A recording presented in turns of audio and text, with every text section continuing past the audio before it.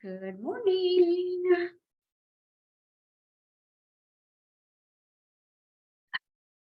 Good morning to you guys. Let's see who we got. Susan, good morning. All right. Good morning, Michelle. How is everyone? Good? Very good. Well, I want to start by first checking in with you guys because like I've been sharing a lot these last few weeks. And let me turn off my Wi-Fi here. Rose.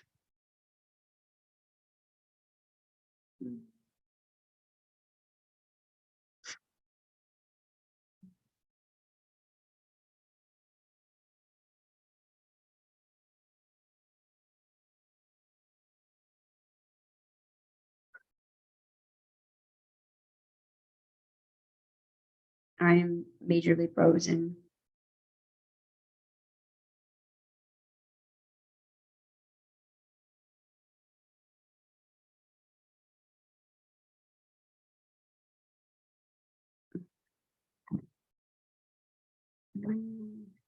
Frozen here.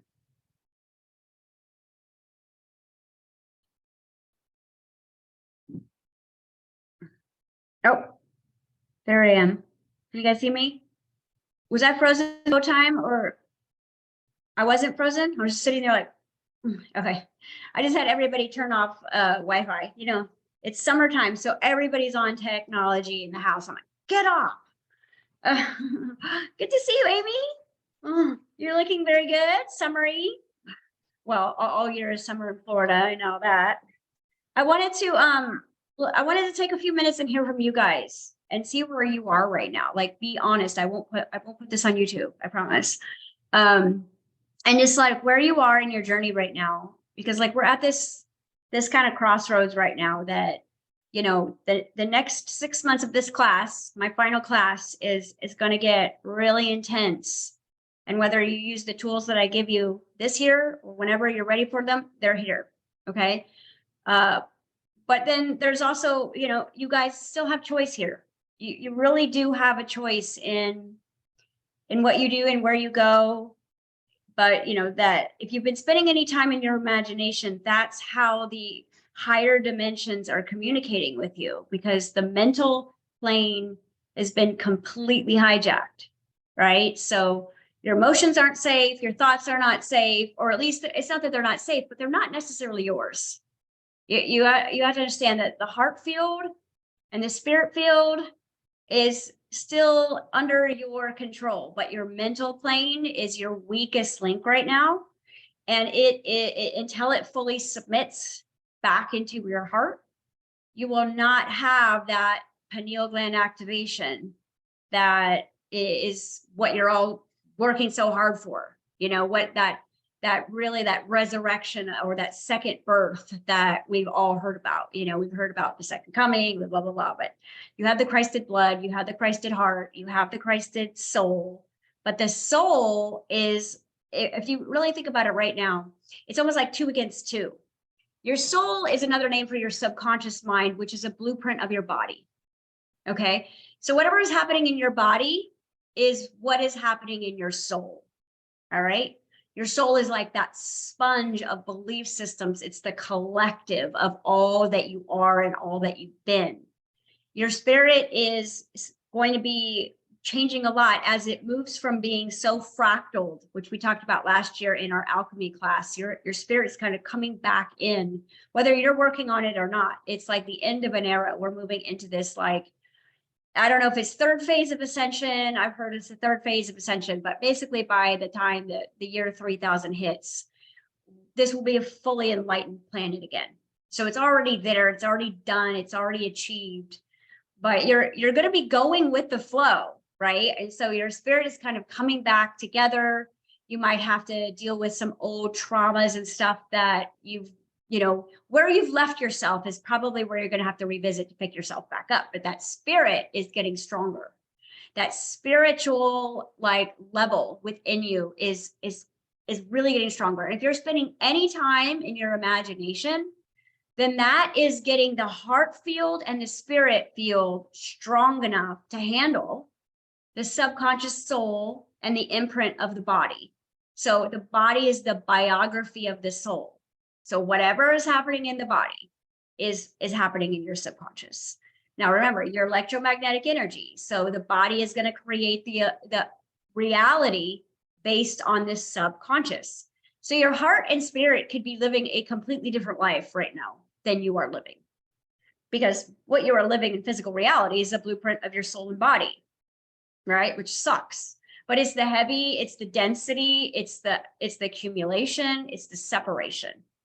So why I've been having you guys spend so much time in your imagination this year is because as you really start to get into that childlike spirit and you kind of let go of a lot of false distractions and you make your imagination, you know, the best social media, you make your imagination the best movie that you could watch. That's going to really give you a fair fight. And I don't like to use that word, but a fair journey to bring that holistic place within you, because there's 4 valves of the heart. And there's a reason why there's 4 valves of the heart is because there's basically 4 aspects of you that I just explained, even though it's a kind of a micro and macro of each other. You know, like the heart is the micro of the macro of the spirit, right? And the body is the micro of the soul. So in essence, there's 2, right? And then we can break it down even more into gender and all those things. But ultimately, your body is so sophisticated in how it was built that it truly is only 20% physical. Even though you feel like there's a lot going on here, it's really only 20% physical. And so if your mental plane is completely hijacked, right, from your own ego or from, you know, depression or anxiety or, you know, blame or whatever it is, whatever those lower vibrations are, then you're probably feeling very different right now from what you're imagining. Like what you're imagining and then what you're living is probably going to be very different. So I wanted to check in and see where you guys are. I know there's only like four people live in class right now, but you know, I think that we all speak for the whole, even if we're going through different situations. It's like it's kind of there's definite themes going on right now. You know, there's definite themes going on right now. And I think this divine feminine collective, we have the upper hand in really getting and living from our heart, you know, and basically being in the heart so much that it then hijacks the body and it hijacks the soul, and then the mind will submit. But basically what's having to happen so many of the times, and I know you can relate to this, is your heart has to keep submitting to your mind, doesn't it? Your heart has to keep submitting to your mind, because your mind's going, there's no money in there, you know, and there's no one to help us. And there's this, and so I know that there can be like a disheartening energy that happens when you start spending a lot of time in your imagination. And then it's like that disconnect of physical reality. And then that's, the mind can use that against you too, right? But you've never been more connected. You've never been more connected to the divine than you are right now. You've never been closer to the end than you are right now. You've never had more help around you than you do right now. And so again, when you have so much light moving through, the dark, or whatever you want to call it, the absence of light, is going to level up their game too. And the only place they can get at you is in the mind. That's it. Is the mental plane is all that's left to hijack at this point.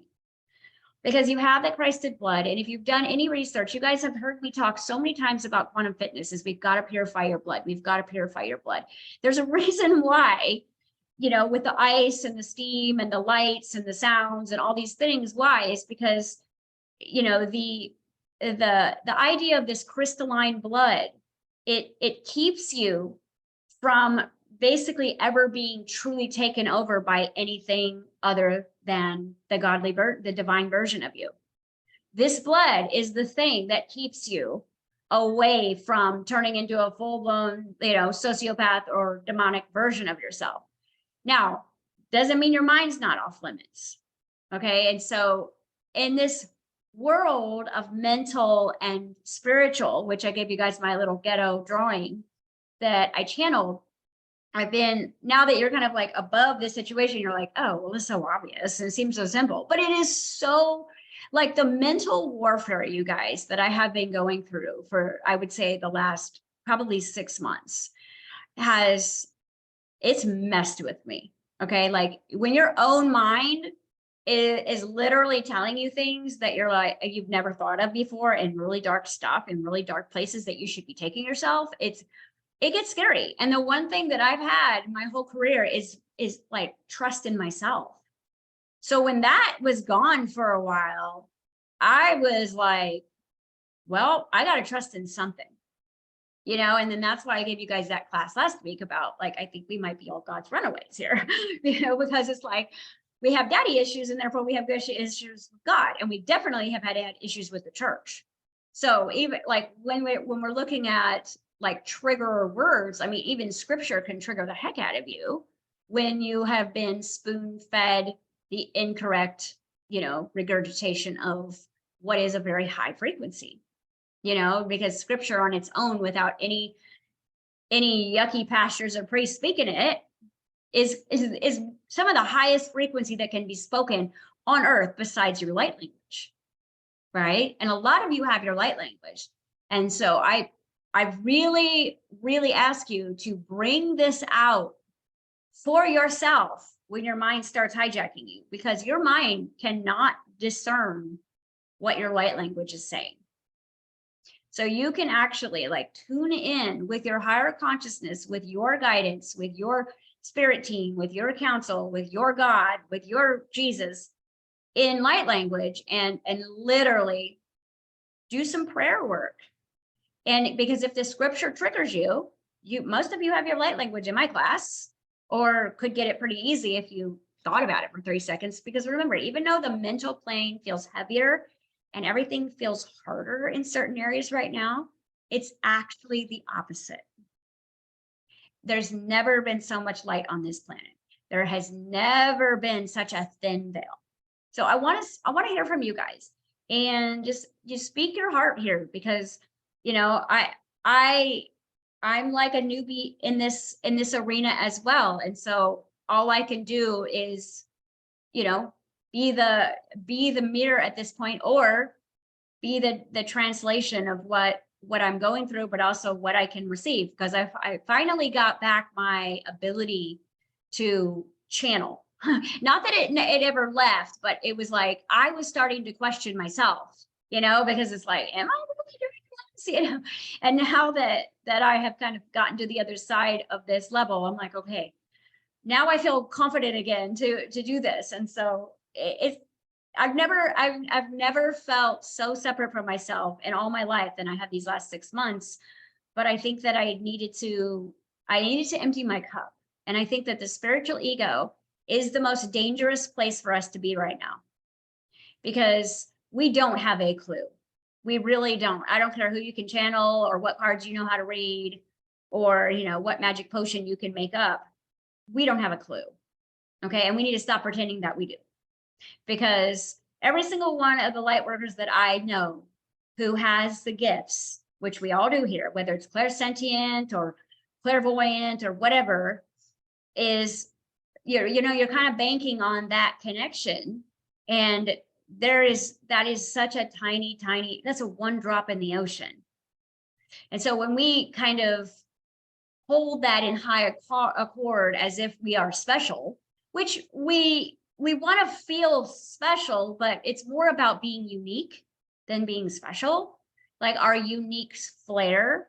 If we would kind of let go and truly become students again. And I don't mean taking a bunch of classes, but listening and dieting the hell out of your mind right now. Forget dieting food, diet the hell out of your mind, which means that, you got to let this free reign stop happening in thought, because you cannot live in two worlds anymore. You're going to have to choose one at some point.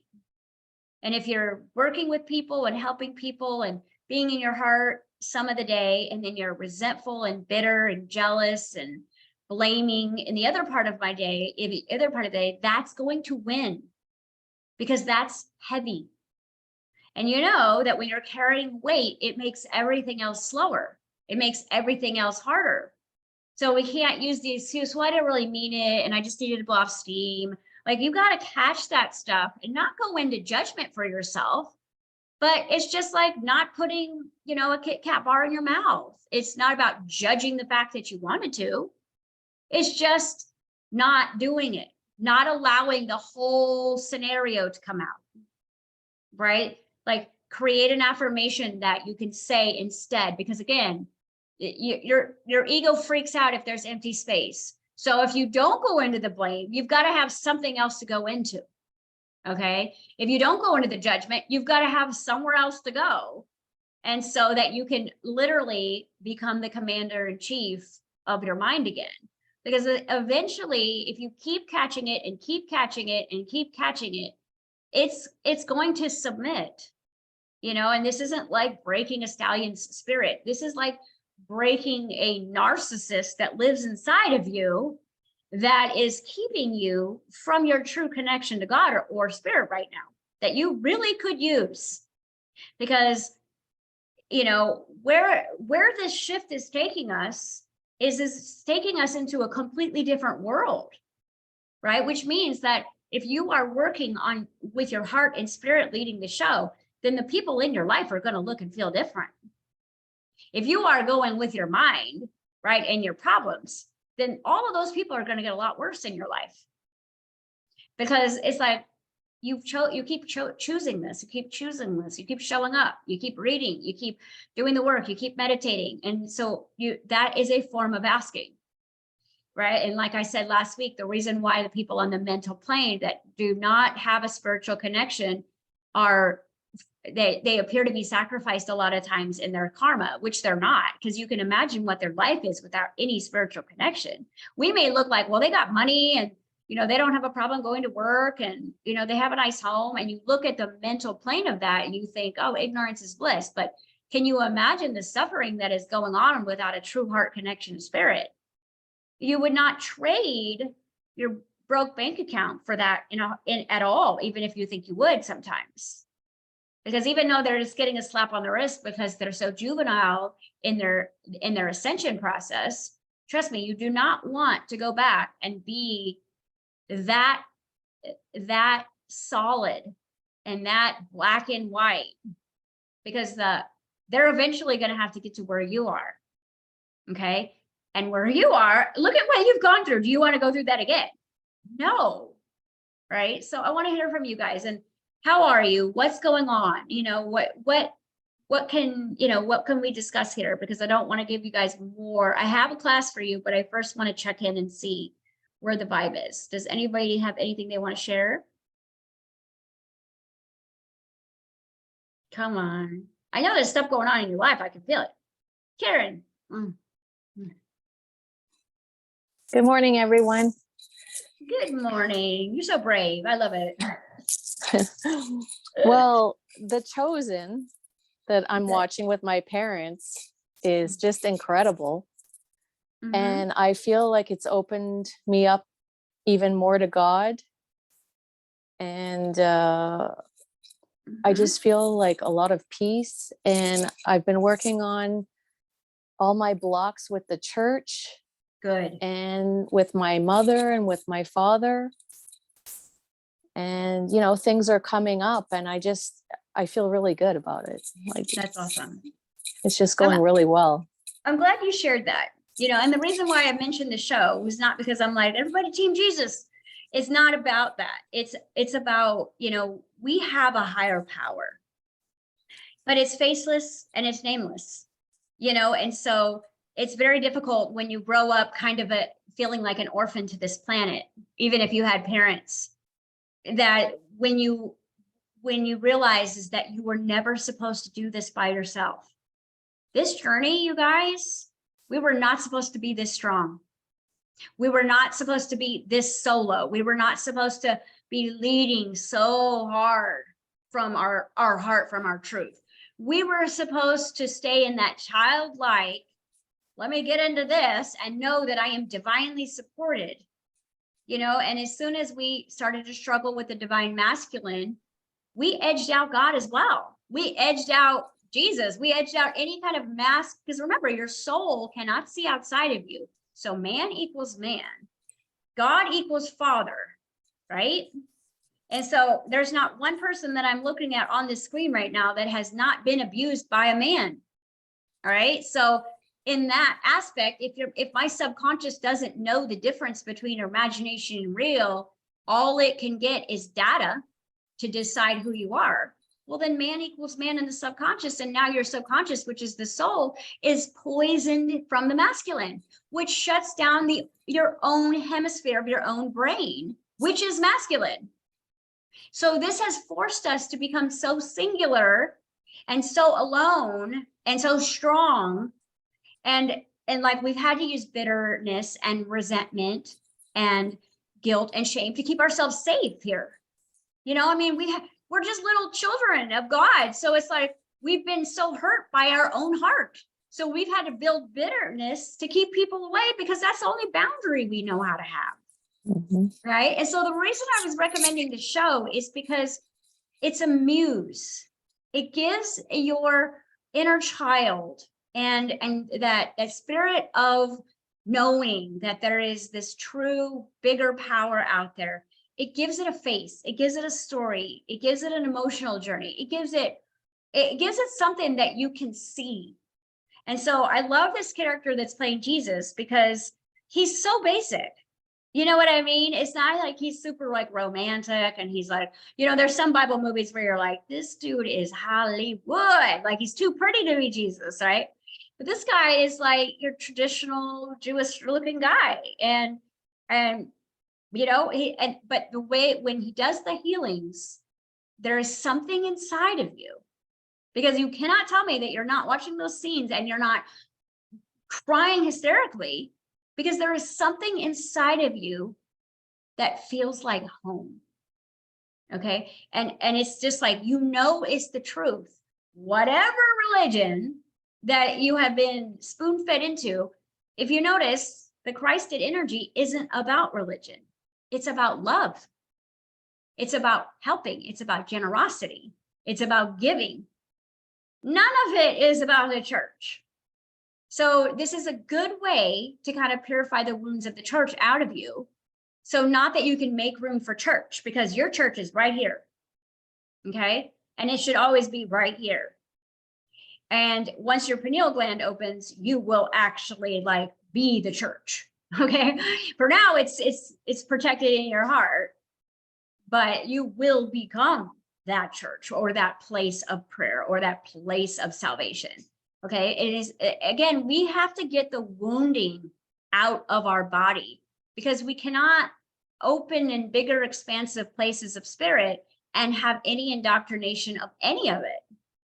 So I love what this show is doing, because it's like people are relating with not only Jesus, but the people that he healed. Like some of you have been like, well, I didn't feel worthy. And he just came. It's like, notice who he was healing. You know, he didn't go to the Pharisees and heal them, even though they needed it, right? He was going to the ones that had the faith, right? But they didn't feel worthy, but they showed up. And so he was trying to show his disciples, hey, this is how it works. Now you've got to put yourself in a disciple situation here, because that's what you've been. You have been a disciple to your own Christed energy. And that the word disciple means discipline. And we know here, the only way that Amy has lost all of this weight is through discipline. Okay. Not allowing her mind to choose her diet. She is choosing her diet, and she's having to go in rations and fast in certain times of the day. And what she's realizing is she's got more energy, more confidence. Like you fast something like that and you get more of yourself, because remember, food is information. And in the Bible, when they would fast for periods of time, it wasn't about suffering. It was about allowing the spiritual connection to be more present than the food. Especially the food that they create now. It's designed to completely confuse your system. right? So I've always kind of said the great place to start would be the intermediate fasting. So since my journey came to a head and I started like, okay, I'm going crazy here. I started fasting about 24 hours a day. No, 23 hours a day, where I would eat for 1 hour. And what I noticed is that my mind quickly quieted down. Quickly. After 3 days, I was not having the depressive suicidal thoughts anymore. Because I was having those thoughts. And I was like, where are these coming from? Right? Because it's not me, but it's your mind is basically that part of you that's just receiving data. And so you're in a society that is living in a mental plane, and it's all about slavery and suffering. So if you're not suffering, you're not doing it right. And so now I'm saying, hey, try fasting, but that's not about suffering.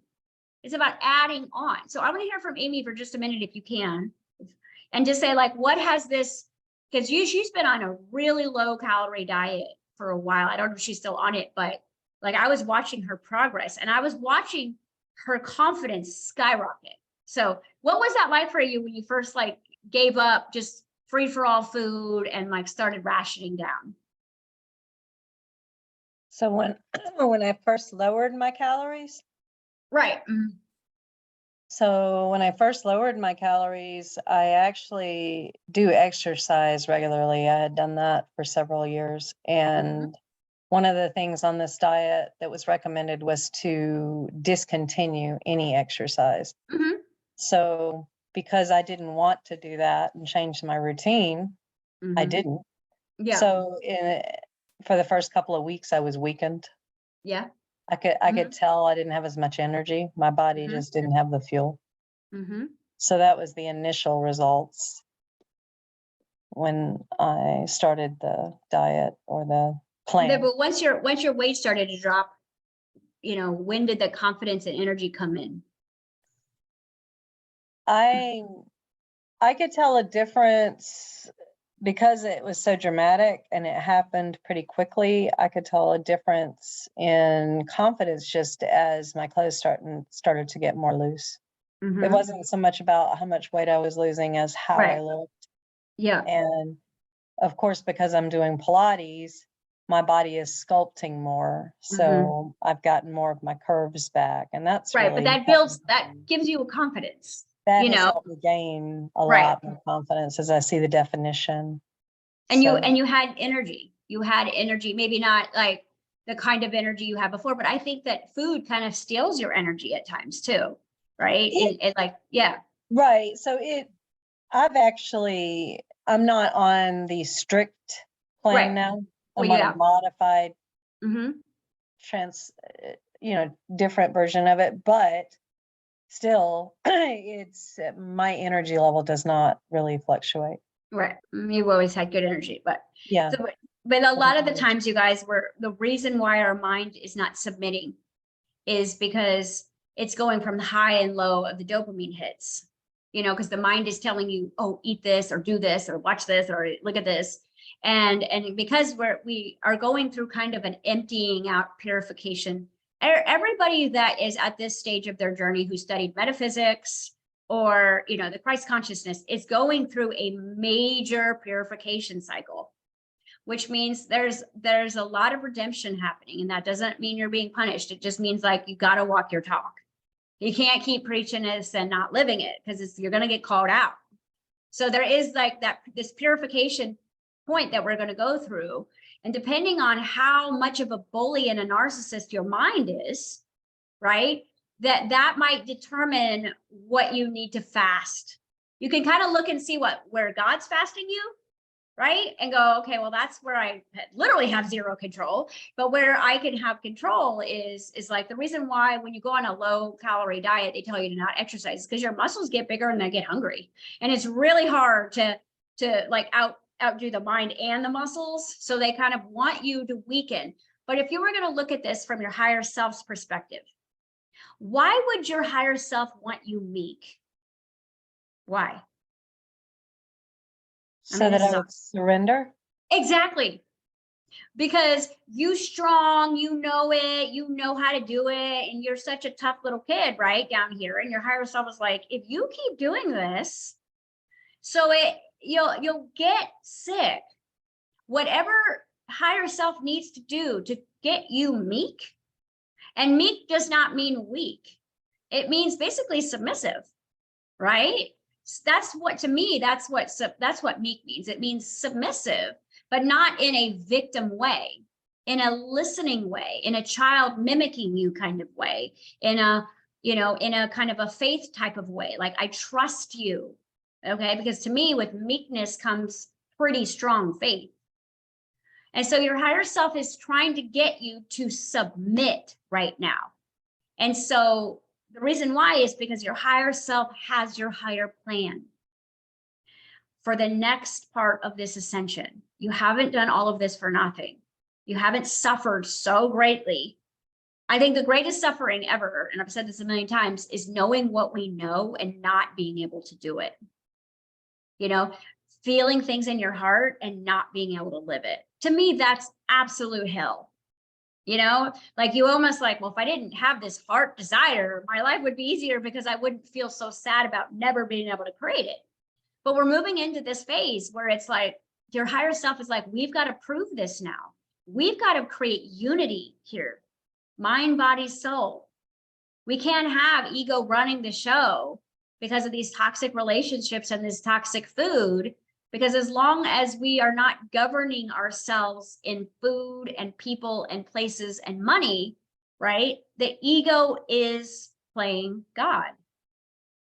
And so what's ego going to do is it's going to edge out God or higher power or higher self, whatever you feel comfortable with envisioning. There is a bigger you.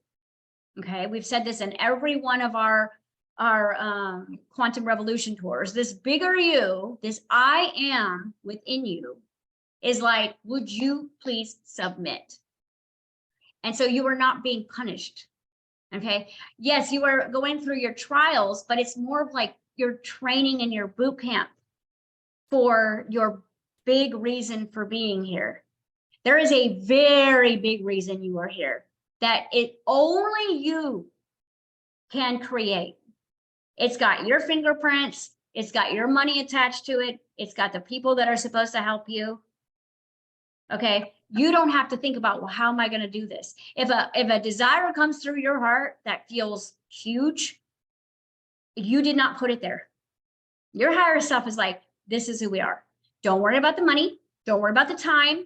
Don't worry about if you don't know how to do that, you're not supposed to know how to do that. My favorite reference right now is those movies with like Jim Carrey and the guy from The Office where he had to like become Noah and do the ark, right? And he's like, what the heck is happening to me? And he's like growing a beard and he's building this ark.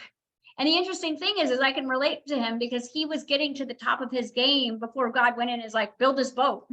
And he was like, he's getting this promotion and he was like really building his career. And I feel like I was really building this career over here. And then God was like, stop all of it. And I was like, what? Wait, no, and so it was really a huge kick in my ego because it was like, I was like, this whole 6 months of hell has been me submitting. And the thing that I thought that I was this whole time, I mean, I've always felt submissive to the word. I've always felt submissive to the channeling, but I liked it because it empowered me. But it was kind of like, okay, we're done with that. We're done with that. It's almost like your parents pick you up from the sandbox after you've just built this castle and they go, we're done. There's not, and you're like, wait, and then they take you away. That's exactly how I have felt this entire year. And what I want to do is prepare you guys because I know you're in the same boat. It may be different stages, like I'm very, I'm a go-getter, so I'm a doer. So, I'm pretty fearless when it comes to like creating things that are in my heart. But like I said, I was manifesting completely inappropriately because I was trying to do it by myself. I got the whole kingdom of heaven here behind me. Like, do you know how to do that? Well, no, I figured somebody would show up and do it. No, you got to have the team first. And I was like, oh, I feel really silly right now, And so it's been a lot of humility. But again, that humility quickly turns into nobility when you are playing in that meek role of, like Amy going through her diet journey that gave her herself back. She had to be meek at certain times. She had to, she had to kind of like be submissive to certain areas of her life to get her power back. And that's the whole polarity of our planet. The thing that is going to give you the most power and control is basically giving up control, because you were never supposed to do any of this by yourself. But until we get right with God, the church, okay? And I don't mean get right, I mean get neutral. You can't have any dark feelings about the church, because what that's going to do is that's going to keep you from really receiving what frequencies are embedded in certain scriptures. It was like, I never thought I would, I've never be thought, I was talking to a client the other day and we were like praising Jesus. And I was like, girl, stop. I never would have thought in a million years that this would be me. I mean, because I was always like, I looked at myself as more of a like metaphysician, right? But Jesus was a metaphysician. Like his entire gospel is metaphysics. Okay. But again, it's just like you mix it with the collective belief and it gets tainted. It gets, there's judgment there. There's pain there. There's abuse. Just like if I said, okay, we got to purify your father energy. There is abuse there. But ultimately, right, the root word of desire is through father. And every sort of metaphysics training says desire, desire, desire. Desire is going to get you to the place where you stop desiring. Because when we think about need, that's ego. That's your mind. You need to do this. You need to do this. You need to have this. This needs to happen. Shh. Want, inner child. Now you're closer to spirit. Because your wants are completely nonsense half the time. If I said, what is the deepest desire in your heart right now? You'd be like, I don't even want to tell you, because it's so like out of proportion from what I can create here. I wouldn't even want to share it, which I wouldn't want you to do anyways, because that's between you and your higher self, and you need to keep it there while it's germinating. Okay. But ultimately, what is in your heart that the biggest dream you can create is actually why you're here. And so if you could get out of the mind's needs and you could get into the inner child, and the inner child feels safe in her or his submission, there is a safety there. So you watching this movie, The Chosen, with your parents, there's a whole bunch of things happening there that you can't see. Not only are you going through an emotional journey, getting to know the Christed energy within you, but you're getting to do this with your parents. And whether you're discussing it or just sitting together, like the heavens are rejoicing, because you are getting to decide a different idea now about what the church looks like, or what Jesus looks like, or what God looks like.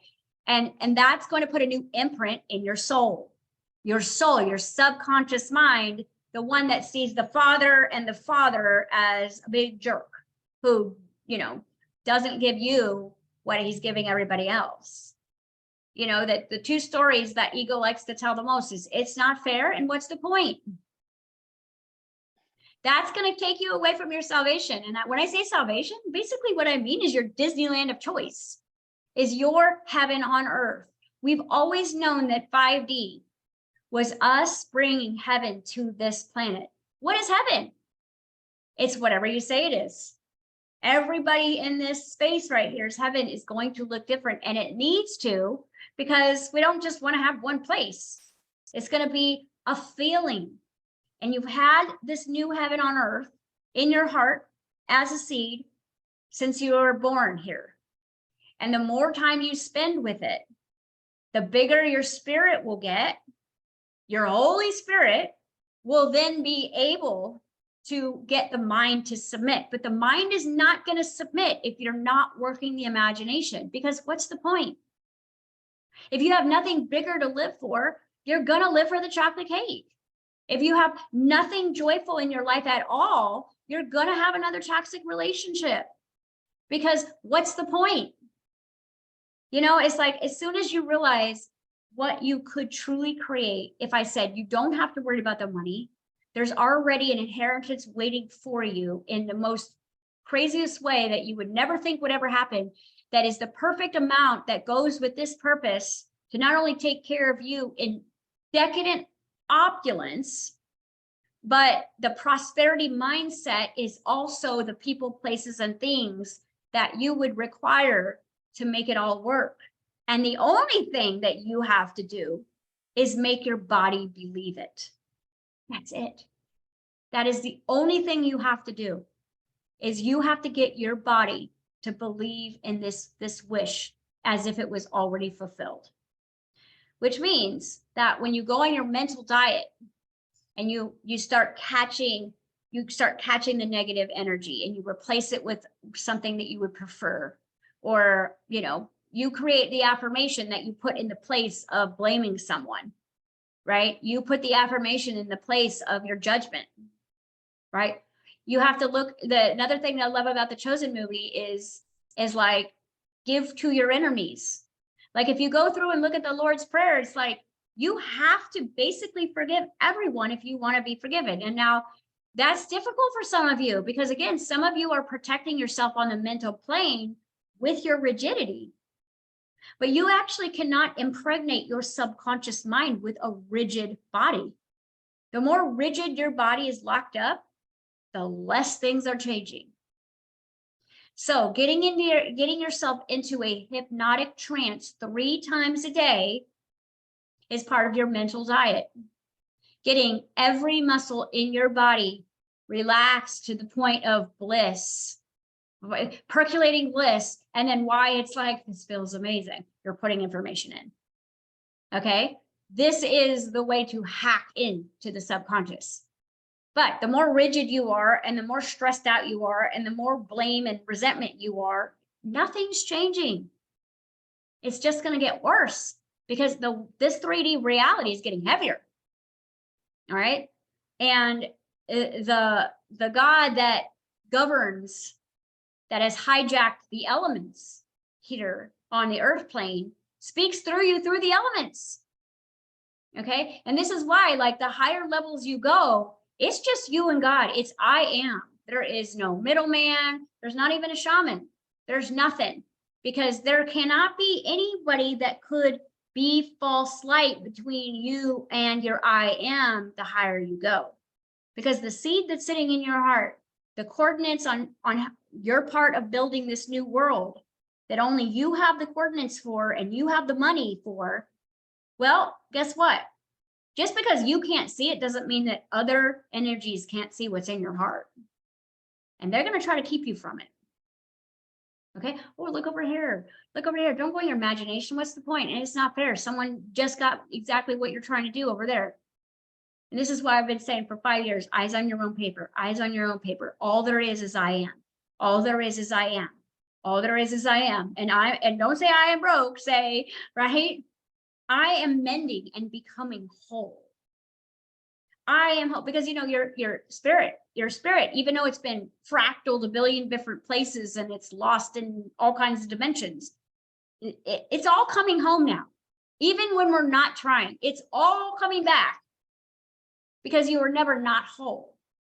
You've just been living in separation for so many lifetimes that now it's like we get to get in free at this third part of the ascension, okay, where basically the second coming is going to start rising and getting this planet ready for, all I can tell you is the most amazing, like, I can't even express what I see. Like, this planet is going to be so gorgeous and so beautiful. And imagine a world with no ego. I mean, just imagine your home with no ego. Okay. Like, and then put all of the opulence of the kingdom. And it's literally, you can't even think about it without crying. How amazing it is. And I'm like spending every single morning there. And it's just like, oh my gosh, you know, now that I have conquered this entire effing life has been me conquering my mind, because there was nothing wrong with my child. There was nothing wrong with my heart, and there was nothing wrong with my spirit. But I let this world impregnate me with beliefs, just like you have. And part of that is because we want to be a good person. We want to listen when people talk. You know, we want to take advice from people we care about. And this has been the worst thing we've ever done. We want to honor our parents. I mean, it says it in the 10 Commandments, honor your parents. Well, what if they're shit? Right? What it's like, but to me, it's almost like, to me, our true parents are Mother Earth, okay, and Father Energy, or the Holy Spirit, whatever you want to call it. But I would seriously suggest clearing out belief systems that have anything to do with Jesus, anything that have to do with the church, anything that have to do with God, because if it has a negative residency in your subconscious mind, you will not get to the place where your kingdom is, where your area of the kingdom is.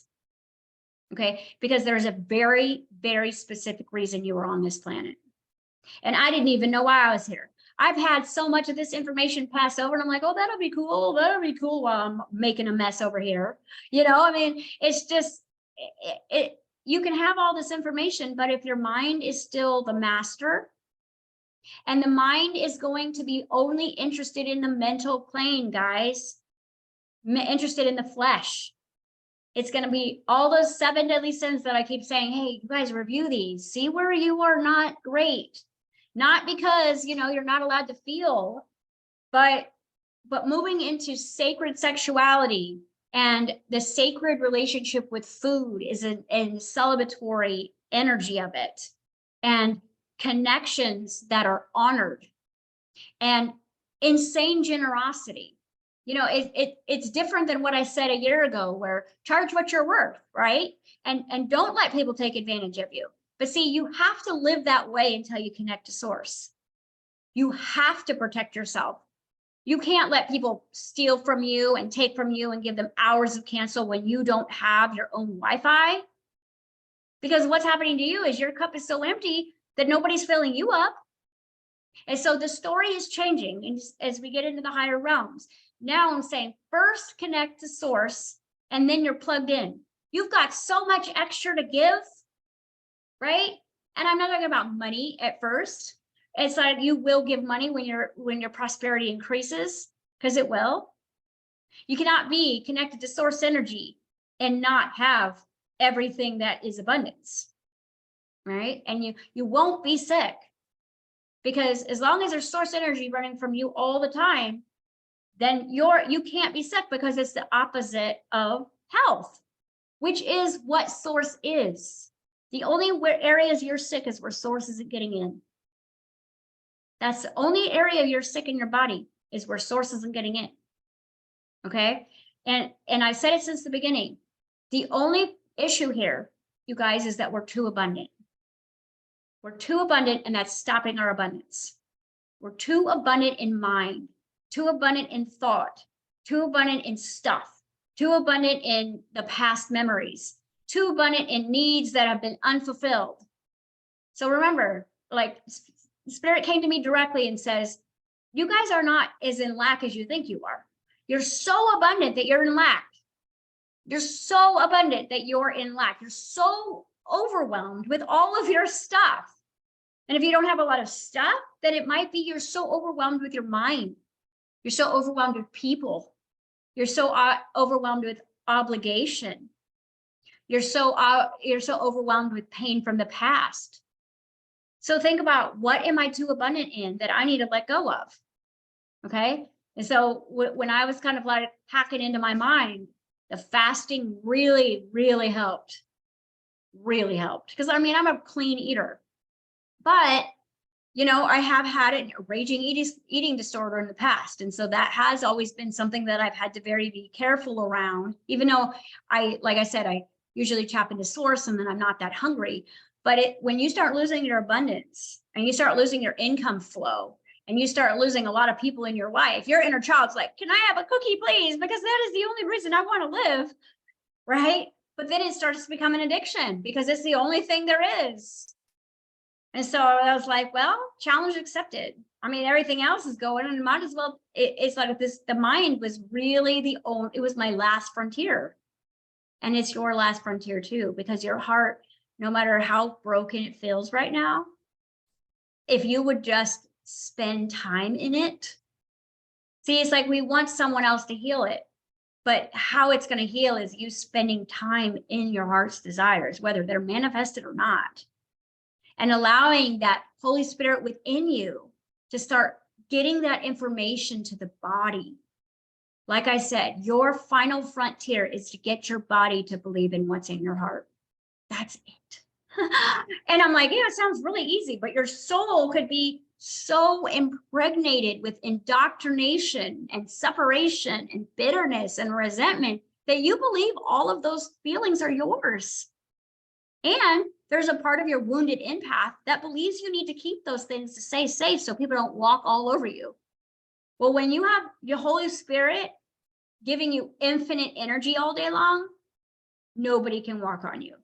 Matter of fact, the people that you literally despise the most, you're going to want to write them a check just so that you can see them be happy for 5 minutes. You're going to want to like bless them every day. Oh, you're really suffering. You're not going to have any animosity to that. But again, as long as your mind is the master, you're not going to believe anything I'm saying. You're going to be like, well, I could not forgive this. If you cannot forgive something that someone did to you, then you will not be forgiven. It's that easy. And some things is what I realized the hardest part about all this was not forgiving anybody from my past. It was forgiving myself. Because a lot of us empathic, we have pointed the finger at ourselves before we point the finger of others. I had a harder time forgiving myself than anyone else, right? And so the empath within you enforces suffering to keep you in line. Well, I've got to punish myself. So, but again, like that's why I wanted to unpack fasting, because this is not a punishment. When we put you into the ice bath and the saunas, this is not a punishment. We are purifying your blood. We are purifying your system, because you are asking for the Holy Spirit or your higher self to come down here and help you out. You got to make room. Got to make room. Now, the world is going to purify you, because right now there is something that's happening where all the light is on us all. And so all of the things that, all the areas where we have been false light are showing up to ourselves right now. Okay. All these places that we've been preaching and not living, it's being highlighted. Do not take this as an opportunity to now feel bad about yourself. I was reading something, it was so true. It said the closer you get to God, the more of a fraud you're going to feel. And I thought that was interesting, because it's like, you know, I'm down here playing my little higher self person down here, and then I'm starting to get closer to God, and I'm like, well, I don't know anything.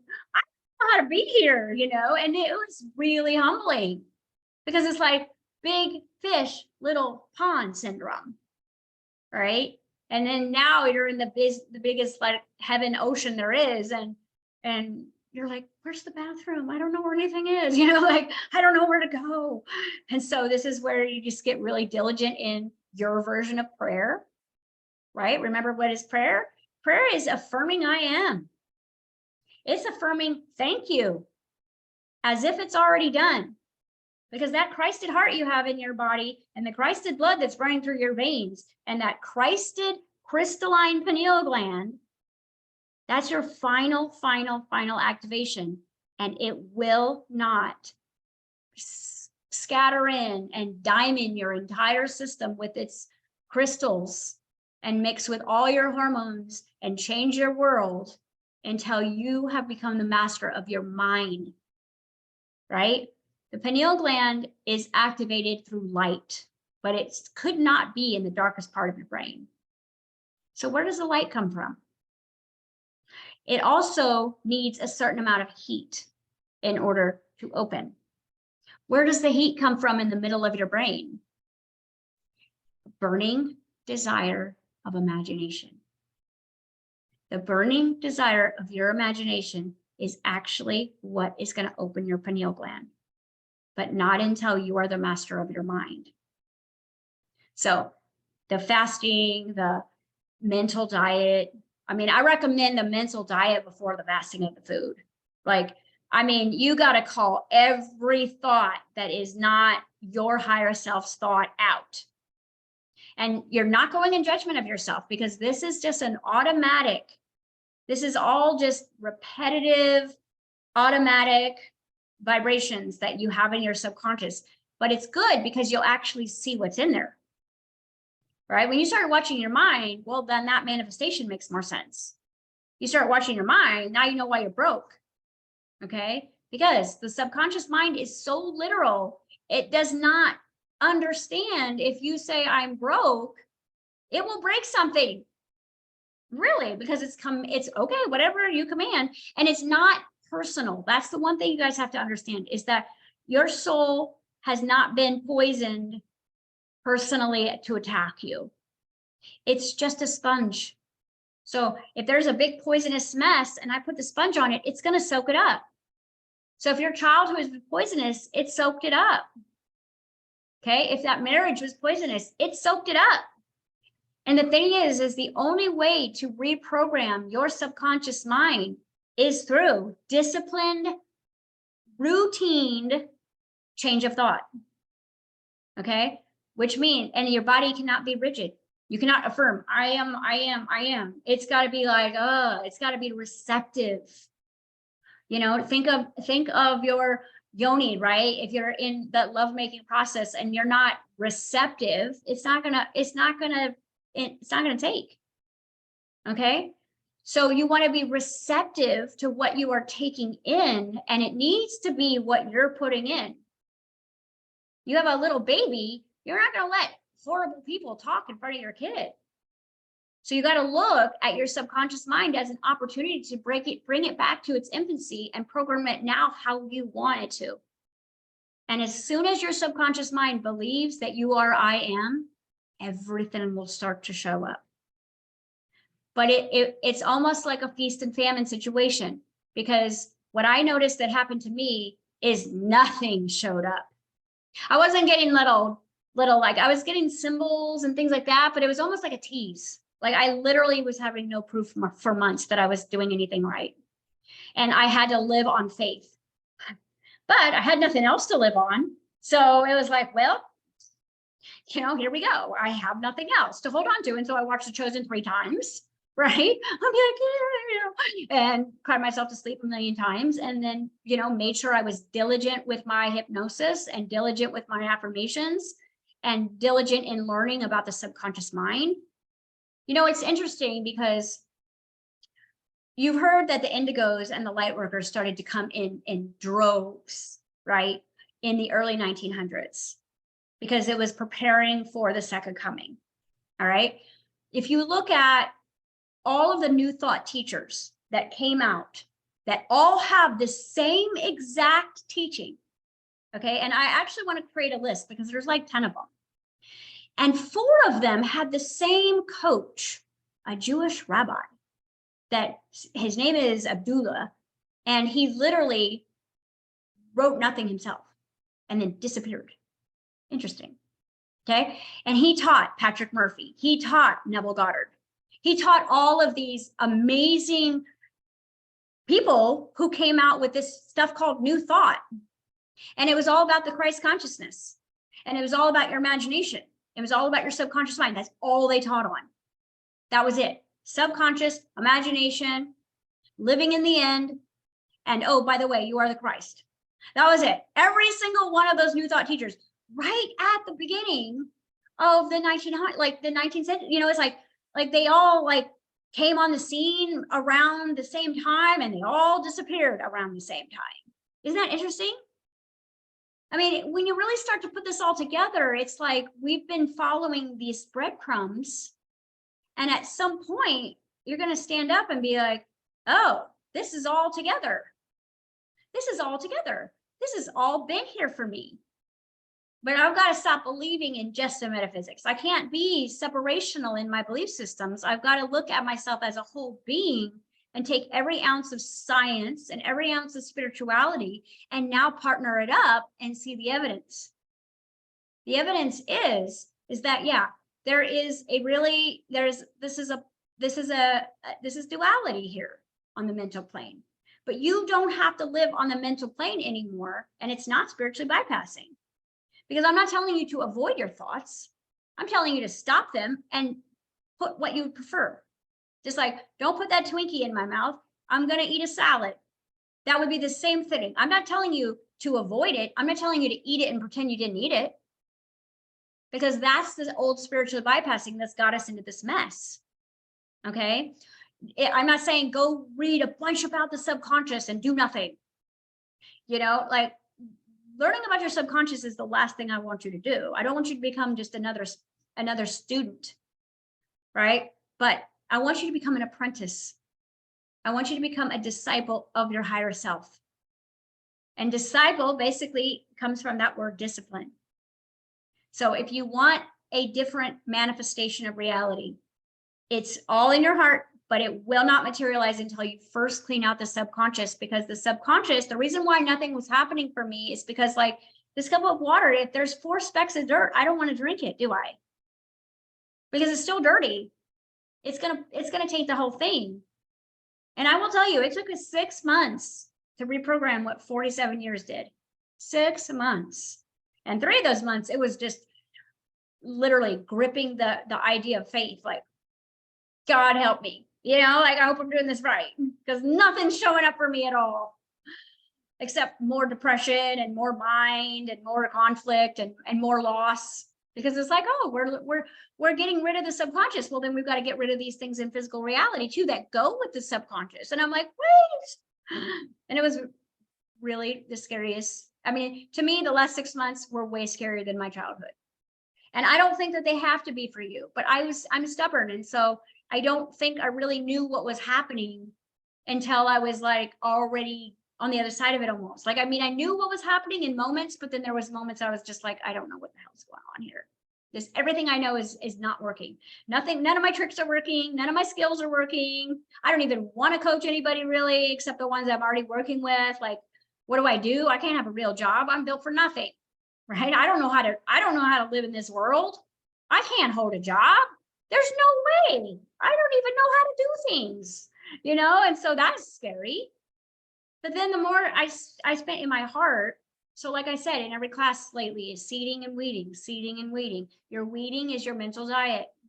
Your seeding is spending at least 30 minutes a day having your heart burst out of your chest, because you need the burning desire to activate your pineal gland. The burning desire, because like a projector, right? It's going to project from the inside. Now, this goes hand in hand with epigenetics.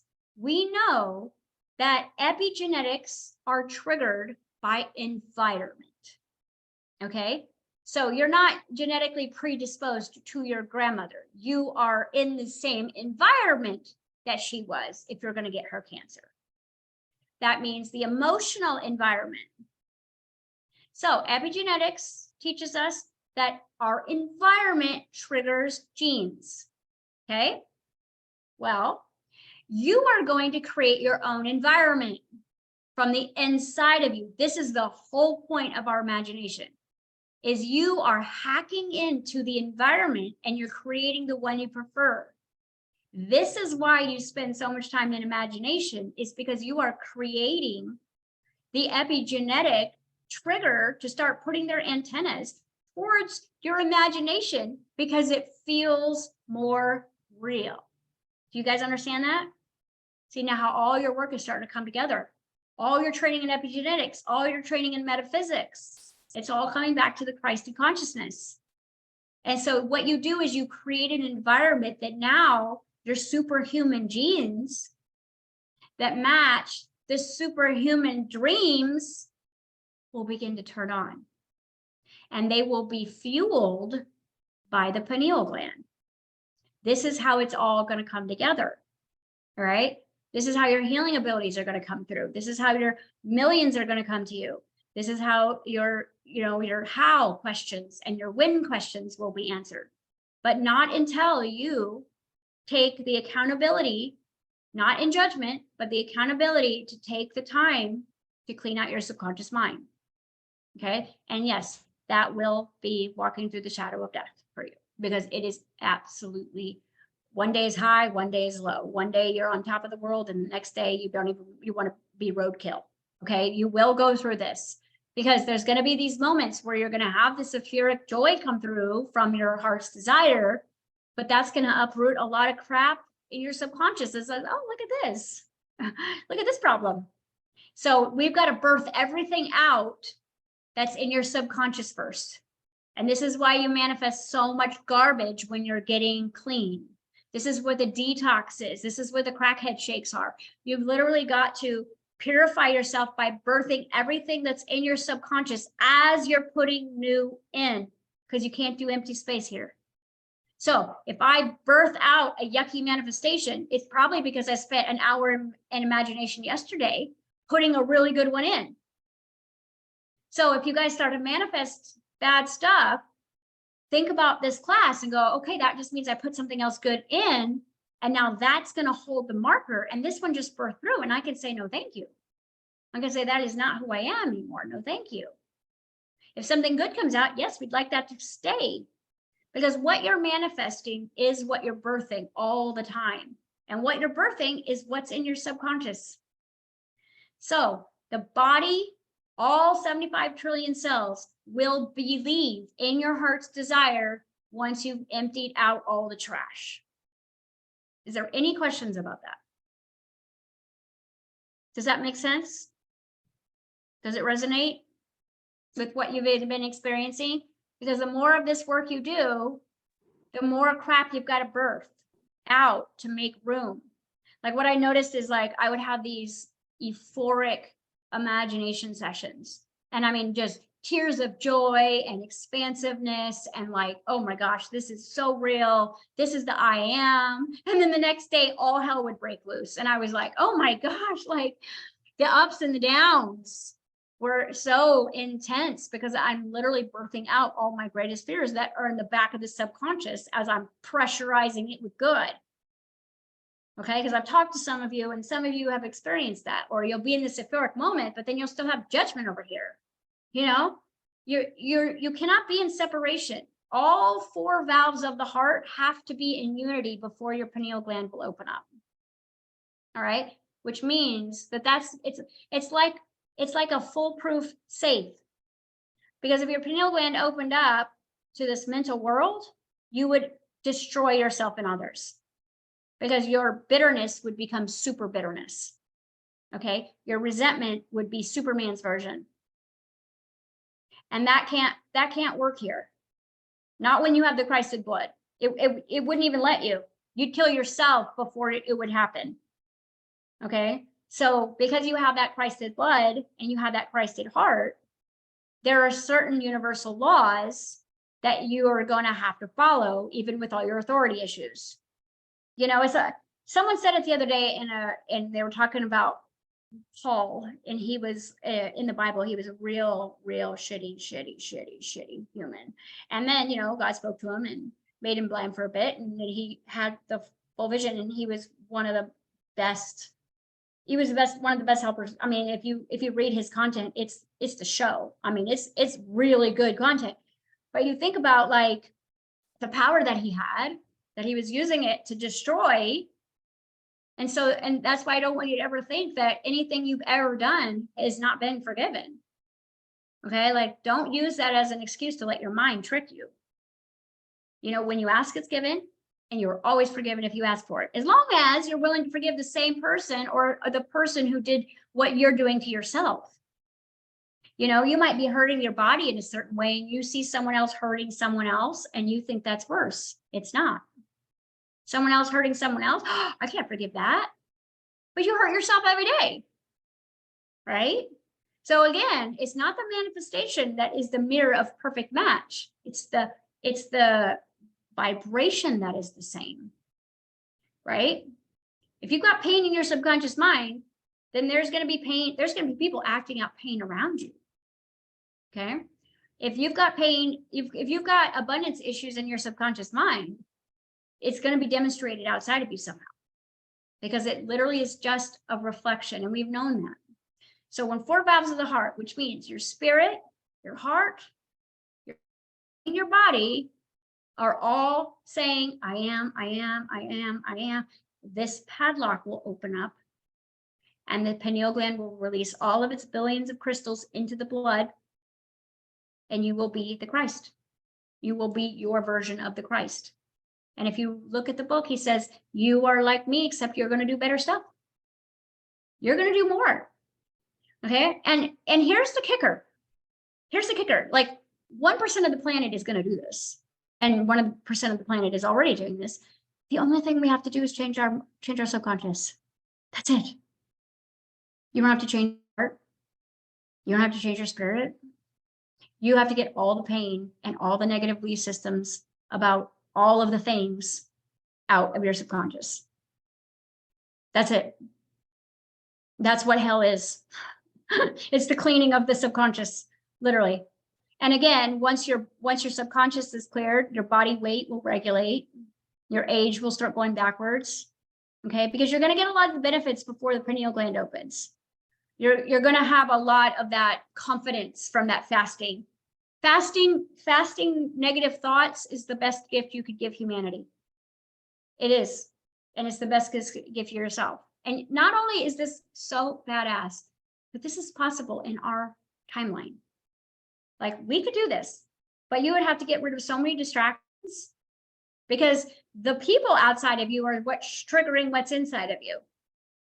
And so your mental diet, either you have to become a sage outside of you, or you have to be really picky about who you're around. I mean, the only social media I literally spend time on is like a quick stroll just to see how you guys are. And then it's Pinterest, you know, and I'm building realities in there and building timelines in there and getting references and I'm learning things. And that's it. That's the only social media that I do because it's so intoxicating how just looking at someone can present a thought. And it's not a thought you want to think. And it's not necessarily a bad thought. It just is not a good thought. You know? So does anybody have anything they want to share before we wrap? Is anybody unsure of you know what their next step is? And again, you might not be here yet, but I recommend doing the subconscious. Even if you're like, I don't care about the Christed energy, I just want to be happy. It's all the same at this point because we are past the threshold. Time has sped up. It's go time. It's no longer dress rehearsal. You're either in it or you're not. Okay. Any questions? I would like to share Sure. like a nutshell and then maybe morph it into a question. I really wish I put my thoughts together before I jump on, but That's okay. so my nutshell is my skin has been a lot better and I haven't had a dose of the Western medicine that I had started since before Easter. And I've been drinking and I've been having fun and I've been like doing everything opposite than what you've been teaching, like not like on purpose, but I've been not giving a shit. And I've kind of joked around out loud, like the less I care, the better I do. You know, like, well, so that's being the inner child, isn't it? yes. So I realize there's an element there, but I know that but like, I don't want it to like bite me in the ass, you know, harder. And I know that my skin, like right now, my lips started to break out and my arms are itchy again. And I do notice that it's around getting my period, which I just started yesterday. So I do think it's partly hormonal and things like that. So I'm still aware of wanting to manually correct the hormones through the grief processing and the Imagineering work, to put it in a nutshell. Right. Imagineering work, I have not been able to, or at least I've been avoiding. I've not been able to sit down and do it. And that is actually something I would like to have been doing, was making audio guided meditations for, you know, the people and myself. It's something that I'm trained in and that I would like to do. So I find, like, other than the other projects that I've wanted to work on, I've been trying not to take action again because I don't know if I'm in lack. And then I'm like, okay, am I supposed to do the grief process? And that's the action. And then I'm supposed to do the Imagineering work. Let me back you up because that's where I'm. Let me pause you. Okay, so you guys have all been listening to this class. The body is the biography of what? The subconscious. Okay, so do not look at your body as the problem. Your body is not the problem. Your body is the biography. Whatever is showing up on your body is what's in your subconscious. So your hormones will regulate when you change what's in your subconscious, not when you change your skin. Okay, remember, skin, weight, illness, that is the symptom of your subconscious. Okay, so I would highly recommend that you go look at, when you're driving around, the audio book, The Power of Your Subconscious Mind. I think it's Patrick Murphy. And there's also one, it's like 8 hours, and Neville Goddard, because you need to understand that this is not you. This is actually a reflection of what's happening inside. And I don't think there's anything wrong with your journey that you've been taking, because you were so trapped and you were such in mental warfare and judgment of yourself when you were living in that situation, that as soon as you left it and you were partying and drinking, it's like you needed to express your freedom for a while. But we know that you're going to always take yourself with you. So after about 3 months of like letting yourself be free, the old you is going to start showing back up, even if you're in a very free space. Because anytime you change locations, it feels different and you start to have fun. There is nothing wrong with you having a good time and letting your hair down, because you, girl, needed that. Yeah. You did. And I'm You in receiving mode a lot.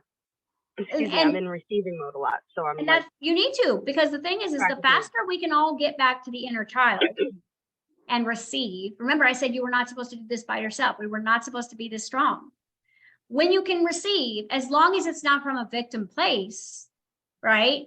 So it's like, okay, you might be needing some help financially right now, but I would say, I would recommend that you give in other ways, in gratitude, in other areas, because that will keep your balance flowing. If you have no desire to do your imagination right now, I'd say that your ego is the master. Okay, because the thing is your imagination is your key out of all of this mess. But if you don't truly understand what your subconscious is and how it works, I would say go spend some time really diving down even deep into the metaphysics of the subconscious, just so you have the understanding that your belief systems are creating your reality. Your belief systems are causing the skin issues. Your belief systems are causing the hormones. So don't say, I'm going to fix my hormones. You got to fix your thinking. Your thinking is going to fix the whole system. So if we go to the root issue and go dieting the mind and go on a mental diet, right? And start catching yourself. And then wherever you're receiving right now, be extra grateful and extra generous in other areas. That will keep you balanced while you get back on track. Okay. Do not think about you can't really believe your emotions right now, you guys. They're all hijacked. Your feelings are even hijacked a lot of the times, unless you were in your lane, in your focus, in your zone. That is the only real you right now. So if you guys are not getting into that space, it's because the mind is not letting you. And that's another thing.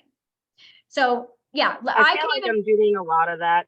Like, I feel like I'm relaxed. I feel like I'm not stressed about being stressed and like things like that. You shouldn't be. You shouldn't be stressed. Right. You need, and I think that where you are is just maybe a little bit different than where I am. And that's okay, because it's like you needed to get untrapped and get free. And I've had that experience. You know, I was going on tour and we were drinking and having a great time, and I was receiving and like, that's part of this. Okay. That is all part of it. Like if you've been trapped for like Tom, don't all of a sudden go, great, now I have to go trap myself over here. It's like, you have to go through your process. You know, it's like I said, it's like you have to first love yourself to even do this, you know, and maybe you don't love yourself all the way, but enough to invest into it. But the grieving, like I said, the great sorrow, guys, is coming. It's going to hit you when it hits you. You're not going to have to go look for it. It's going to hit you when you realize how much time you've wasted. It's going to hit you when you realize that everybody you've chosen in your life has come from your subconscious, not your choice, not your desire. All the businesses that you did were coming from your subconscious. That's what's going to make you cry. That's the grief, all the time you've wasted. So you don't have to necessarily go looking for that.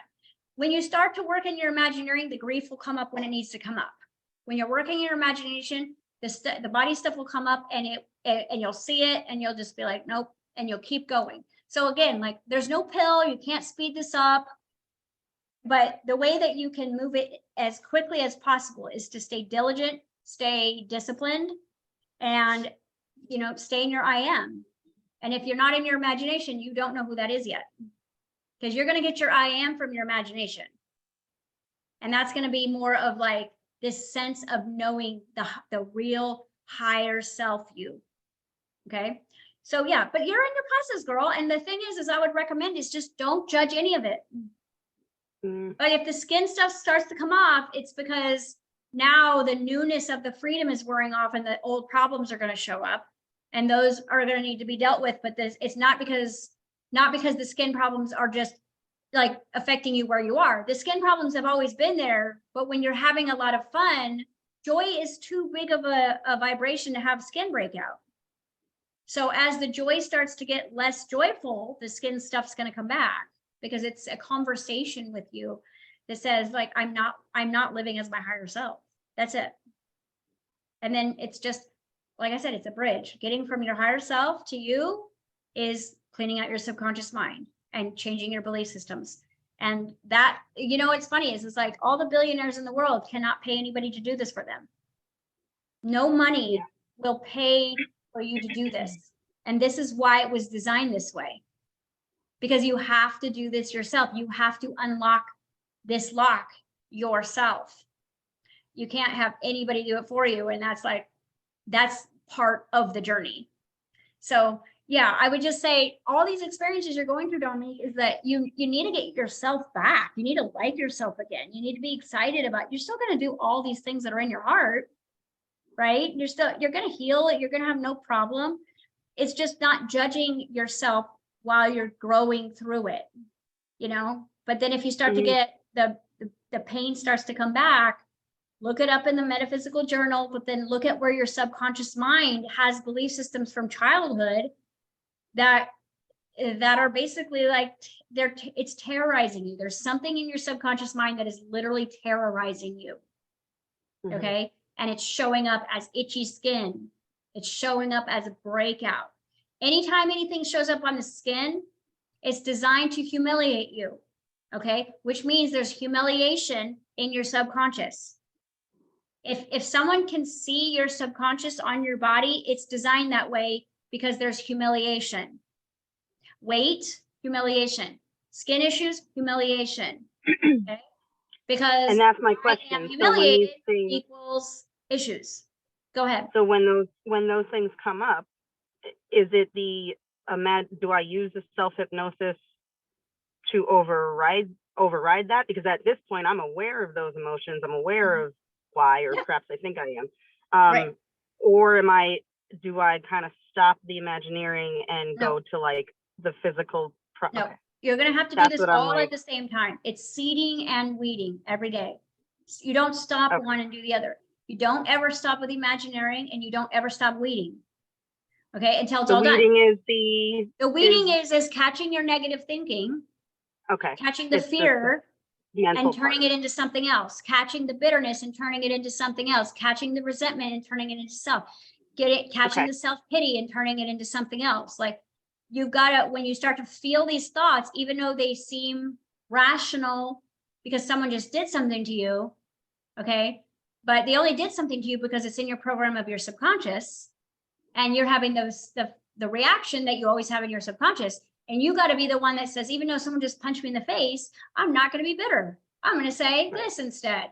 So again, maybe you need to go back and watch the few classes that I've been giving along this last, like, I don't know, 3 weeks or 4 weeks, because I've been kind of leading you guys up to this point. But it's a seeding and weeding. You don't stop the imagination. That's the only thing you guys are really going to have to look forward to at this point.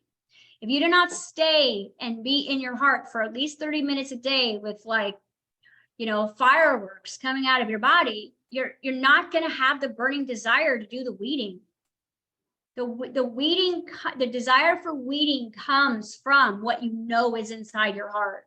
If you don't know what's in your heart, why would you want to catch your resentment? It feels good. You know what I mean? Like, what's the point in it's not fair is what you're going to keep saying to keep yourself stuck if you do not know what's sitting in your heart. And those of you who have really repressed your heart's desire, use music. And I don't mean like binary waves. I mean like music that just fires you up. It gets you dreaming again.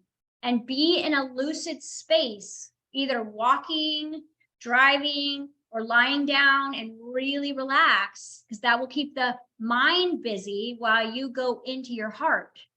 In the Bible, it says, go into your closet and shut the door. Okay, because you do not want to be distracted by anything when you're in your heart, because that's where your inner child is like, look what I can do, look what I have. And you're like, oh, wow, I didn't even know that was in there. And it has to be a safe space for her to really blossom and show you who you are. And of course, the mind's going to be like, how are we doing this? And I'm working on a meditation called Becoming Superhuman for you guys. It's only about 30 minutes. It's a little ocean breath. And it's going to take you into the simulation of unlocking your valves so that you can simulate this pineal gland, and you can do it every day if you want. And it's designed to get you out of your mind and into your heart. The only thing I have left to do is I got to get the music put onto it, but it's really awesome. So I'm really proud of it. But as far as you go, Dominique, like, don't get into the, what should I do?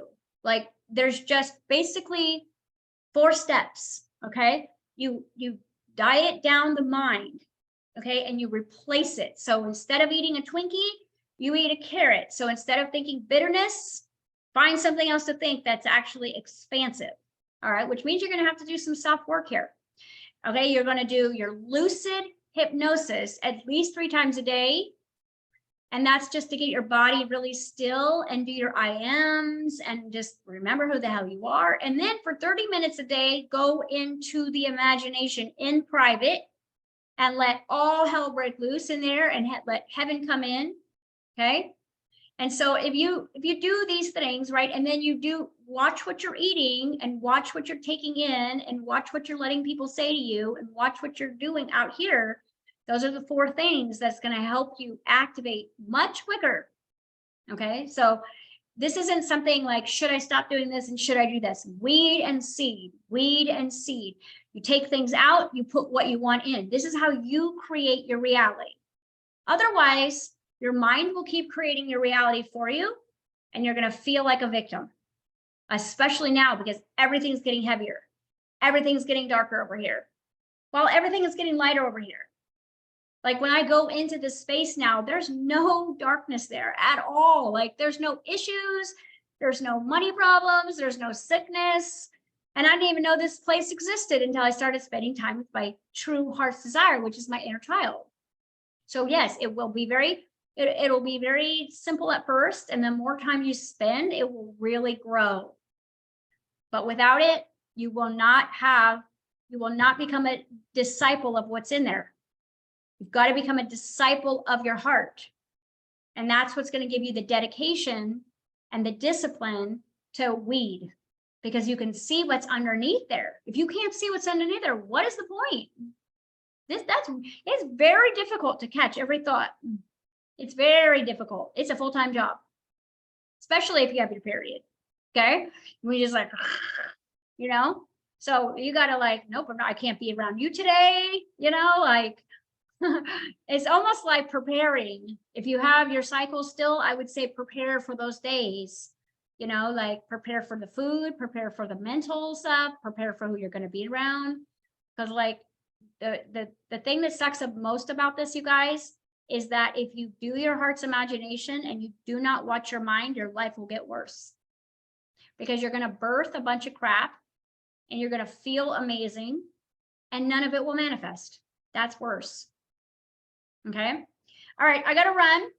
So I will see some of you guys in the Divine Feminine class, and others of you I will see in our sessions.